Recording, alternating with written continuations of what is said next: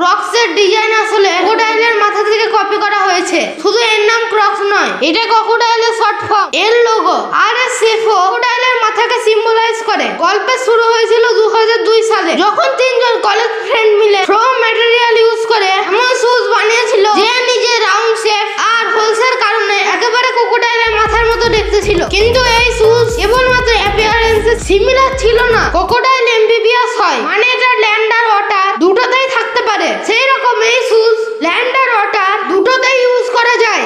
এটা তৈরি হয় ক্রসলাইট ফোম নামে ম্যাটেরিয়াল থেকে, যা ওয়াটারপ্রুফ, ডিউরেবল আর অলমোস্ট ইনডিস্ট্রাক্টেবল হয়, একেবারে ক্রোকোডাইলের স্কিনের মতো। ইনফ্যাক্ট এটাকে জলে সাবমার্জ করার ফলে কোনো ড্যামেজ হয় না। এটা জলে ফ্লোট করে আর ইনস্ট্যান্টলি ড্রাই হয়ে যায়। রক্সকে স্পেসিফিক্যালি কোটিং আর ওয়াটার অ্যাক্টিভিটি করার লোকেদের জন্য লঞ্চ করা হয়েছিল। কিন্তু ভালো গ্রেপ, কমফোর্টেবল ক্রুজনি, সিকিউর হিল ট্র্যাপ আর ইজি টু ক্লিন ম্যাটেরিয়ালের জন্য জেনারেল অডিয়েন্সের এটা খুব ইউজফুল লাগতে লেগেছিল। আর আজ এই ক্রক্স 4 বিলিয়ন